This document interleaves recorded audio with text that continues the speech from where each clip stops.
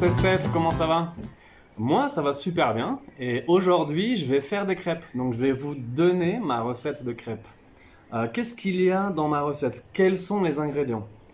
Alors, nous avons besoin de 250 g de farine, une pincée de sel, 3 œufs, un demi-litre de lait, donc ça représente 2 grands verres, d'accord?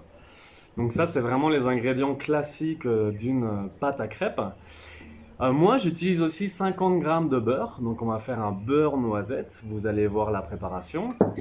Je vais utiliser une cuillère de crème fraîche. Et ici, j'ai un ingrédient spécial, donc c'est du rhum blanc. Alors, vous pouvez utiliser du rhum brun.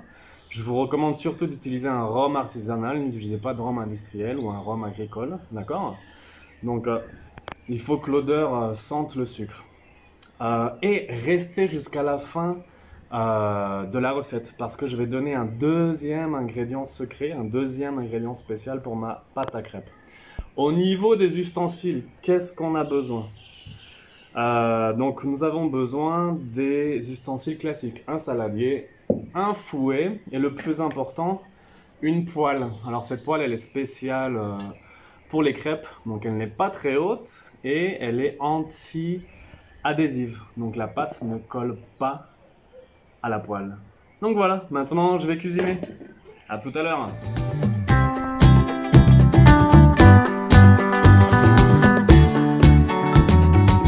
Alors la première étape, c'est de faire le beurre noisette. Pour faire le beurre noisette, on fait chauffer du beurre à feu doux dans une petite casserole jusqu'à ce qu'il y ait une couleur et une odeur de noisette.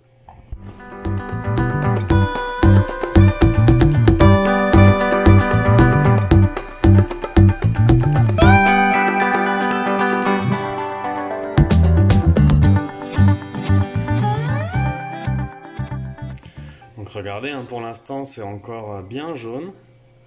Donc il faut encore attendre un petit peu pour que la couleur devienne brun clair. Noisette quoi. Couleur noisette.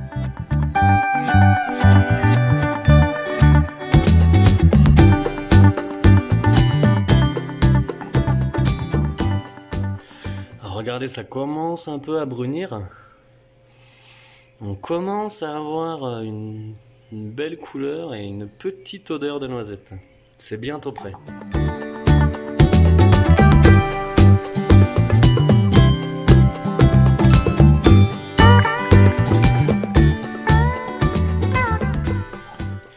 Et voilà, donc là j'ai la couleur et l'odeur de noisette, donc je laisse refroidir quelques minutes. C'est important de laisser refroidir, d'accord? Ne rajoutez pas le beurre dans la farine quand c'est très chaud.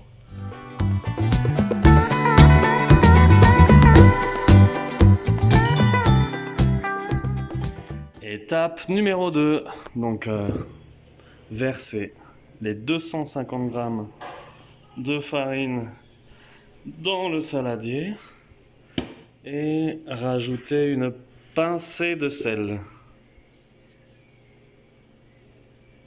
Ok, le sel c'est très important dans les pâtisseries. Alors l'étape numéro 3, c'est de casser les œufs et les mettre sur la farine. Alors là je filme et je vais essayer de le faire à une main. Déjà à deux mains, je n'arrive pas bien à casser les œufs. J'ai un peu peur. Ah, ça c'est pas trop mal. Donc un œuf, 2 œufs,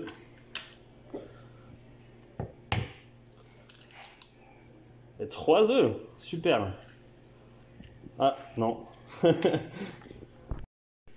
L'étape numéro 4, je verse le lait, tout le lait, sur ma farine et mes œufs.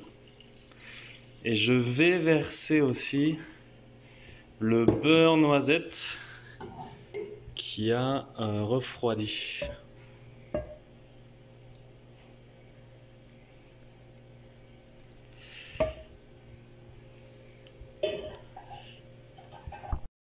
Alors, étape numéro 5, pour que la recette soit encore plus gourmande, je rajoute une cuillère de crème fraîche. Hop là. Ça va être délicieux. Et un petit peu de rhum. Oula. Donc voilà, un tout petit peu de rhum. Alors là, j'ai du rhum blanc. Mais vous pouvez utiliser du rhum brun, pardon. Du rhum agricole, de l'aguardiente, de la charanda, ce que vous voulez. Pas du mezcal, hein, parce que le mezcal c'est fort. Donc vraiment un rhum, parce que le goût est plus neutre et on a besoin du goût du délicieux du rhum, du goût sucré du rhum. Alors étape numéro 6, on utilise le fouet pour mélanger doucement. Donc doucement pour éviter la formation des grumeaux.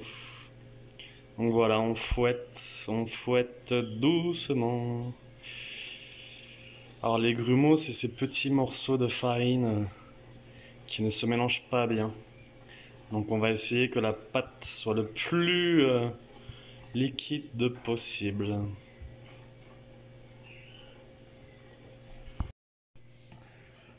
Donc voilà, j'ai ma pâte à crêpes. Alors si vous avez des grumeaux, alors ces petits morceaux de farine, hein, ça peut arriver, vous pouvez utiliser un chinois. Un chinois, c'est ça, d'accord? Bon là ça va, elle est pas... Il n'y a pas trop de grumeaux, donc je pense que ça va aller. Donc maintenant l'étape importante, c'est de laisser reposer la pâte pendant une demi-heure, pendant 30 minutes, d'accord? Bon, eh bien tout à l'heure.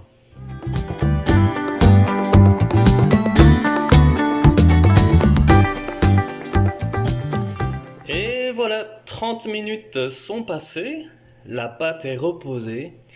Alors mon ultime ingrédient secret est la bière. Vous pouvez détendre la pâte avec un petit peu de bière. Voilà. D'accord? Donc vous remuez un petit peu. Et maintenant, on va commencer à faire les crêpes. Génial!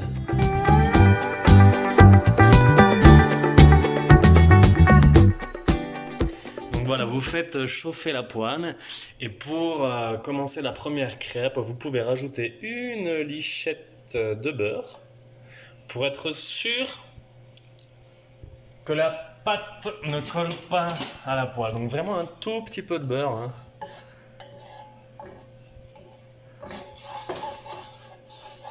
Comme ça on est sûr que la pâte ne collera pas, d'accord? Donc essayez d'étaler vraiment le beurre sur toute la poêle. Alors, pour faire la crêpe, vous prenez une grosse louche de pâte et vous la déposez sur la poêle qui est bien chauffée. Voilà, comme ça, toute la poêle est recouverte. Alors regardez, la pâte commence à chauffer. Alors si vous ratez la première, c'est normal, hein. Moi je rate toujours la première crêpe. Regardez ça, c'est ma première crêpe. Mais ensuite en général, la deuxième, la troisième, la quatrième sont bien meilleures. Alors vous pouvez utiliser une spatule pour décoller un petit peu la crêpe. Ok. Et ensuite, quand elle est suffisamment cuite d'un côté, vous pouvez la retourner, mais là elle n'est pas encore cuite.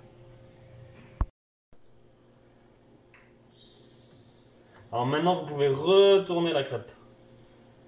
Voilà, elle est même un peu trop cuite celle-là, mais elle est belle. Regardez-moi ça, cette belle crêpe. Elle est pas magnifique? Superbe, j'adore.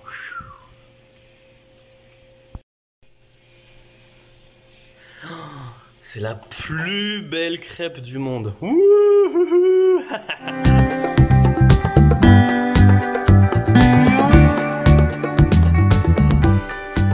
Les crêpes crêpes sont prêtes. Alors moi, j'adore déguster ma crêpe avec de la banane et de la pâte à tartiner au chocolat et à la noisette. Hein. Donc ensuite, vous pliez votre crêpe. Hop là. Et vous pouvez la déguster.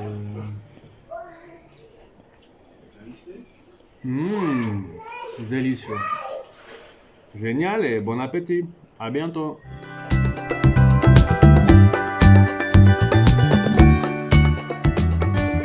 Alors, une tradition en France, quand c'est la Chandeleur, l'époque où on fait des crêpes, on utilise une pièce de monnaie, on la met sous la poêle et on lance la crêpe.